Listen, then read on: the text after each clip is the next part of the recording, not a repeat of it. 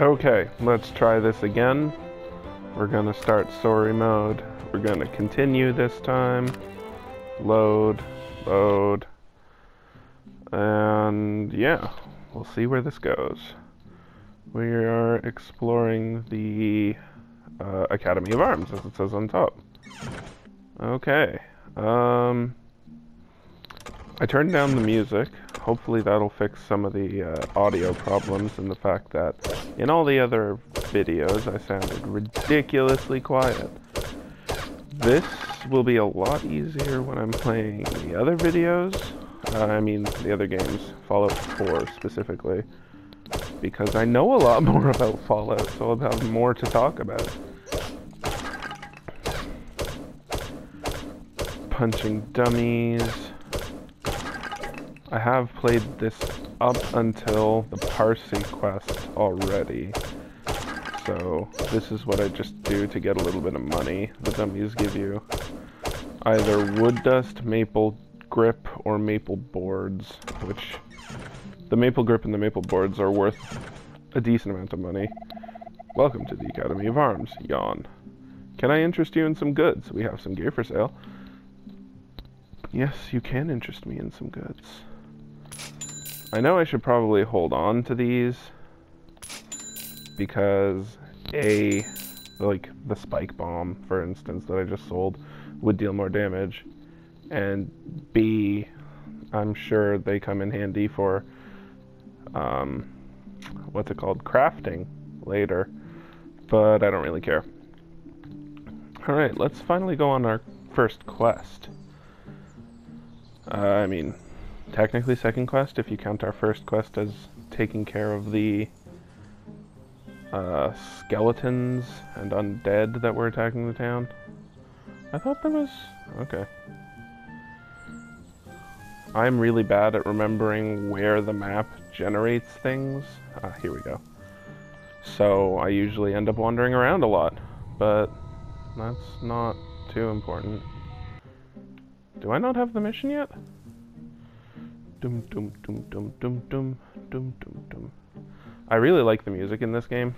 I've actually been focusing more on games that have more interesting soundtracks recently, so this is one of the more environmentally conjoined soundtracks that I've heard. Well, there you are, ready to get your hands dirty? Good to see you too. A teacher spotted a number of creatures and is seriously freaking out.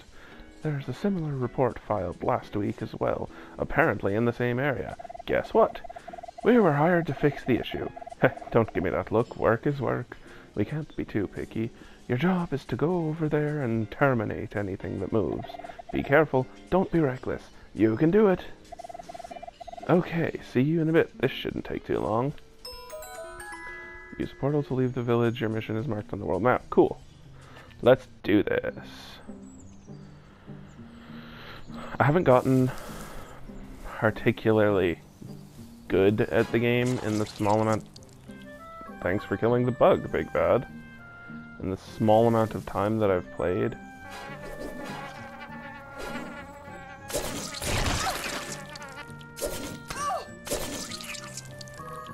But, I don't know. At least I know how to play. This would be a lot worse if I was recording the first time I ever started up the game, because there's no tutorial. And I didn't read the manual that says read or die on the main menu. I love this map.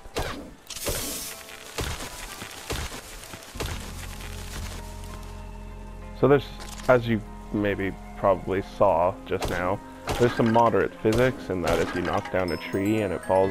Oh, learned a new recipe for oak boards. Yay.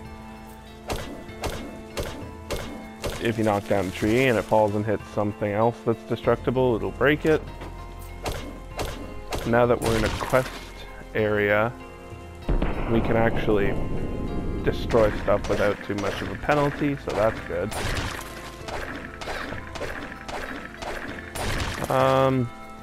Usually the way I play is I just destroy...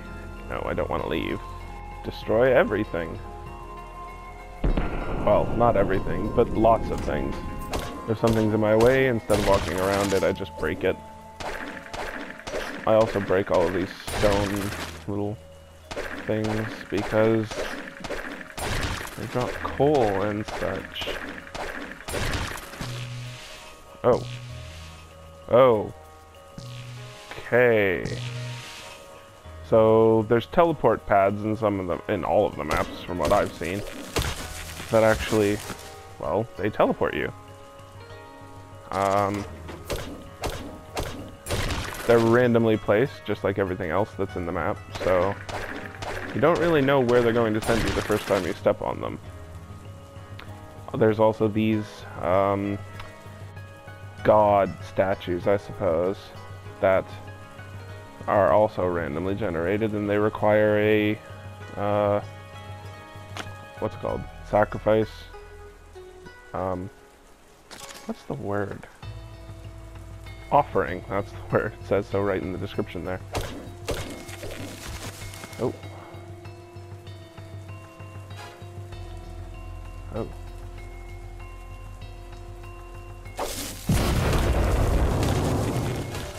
I haven't been able to really figure out how their offerings work.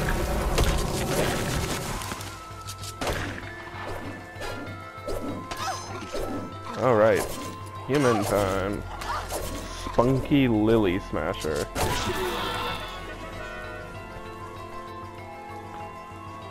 So a lot of the enemies start running away if you deal enough damage to them. And that can kind of be a problem because as soon as they get off screen, it's really hard to track them down again.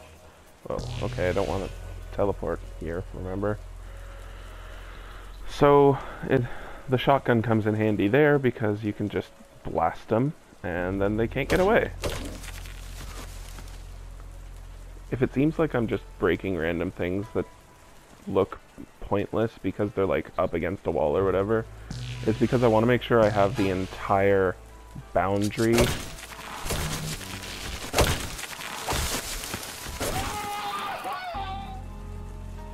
unlocked. There have been numerous times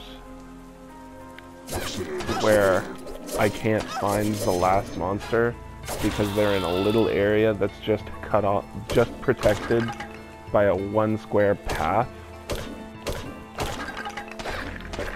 So this makes it a lot easier for me. To a degree. I mean, it's still... Oh, and poisoned. Yeah, so there's also traps on the ground. I know I'm jumping around a lot, but there's traps on the ground that injure you, cause poison. Usually the main traps... I'll explain what I mean by main traps in a bit, but usually the main traps, the ones like this poison trap that I have walked over twice now, they activate every time you walk over them.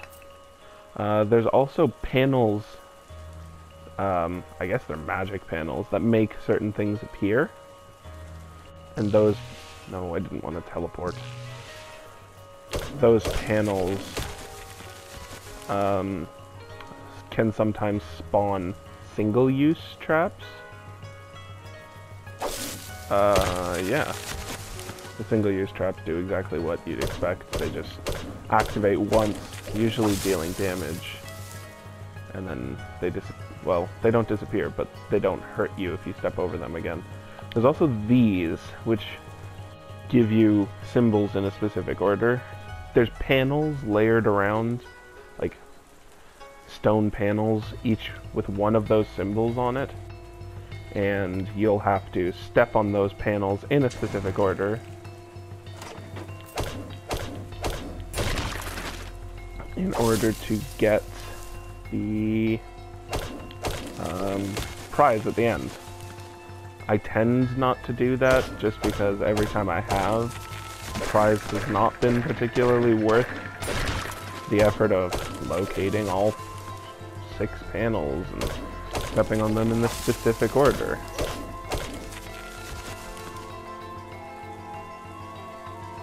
Okay. As you can see in the bottom right, I have a mana bar along with my health bar. The mana bar is used for magic, which I don't have any yet. If you saw in the first episode, I used icicle spears. That is a magic spell, obviously. There we go. And basically, the spells, the icicle spear spell especially, is just a little bonus power that deals damage all around you. So it's a nice way, the way I use it is to, that was a big domino effect. The way I use it is to just save ammo. If there's creatures around me, it's easier to use the spell if I have the mana than to shoot them. Okay, we're back at the entrance. There's also different items. There's like shovels. There's different versions of ammunition. You may have seen in the... Here's some of the panels. You may have seen in the... There's a way this way? Oh, I see. In the arms dealer there, that there were different guns that I could buy. Each gun appears to have 3 different types of ammo. I haven't gotten to a point where there's more than 3 different types of ammo yet.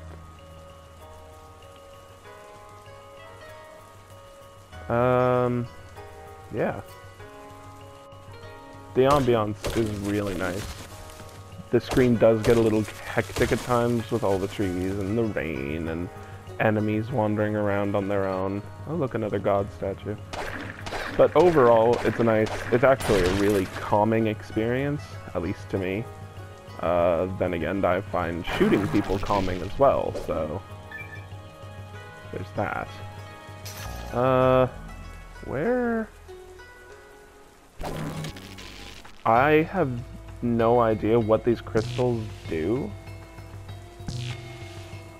I hit them and then a counter shows up, and whenever the counter runs out, it either makes a sound or something happens.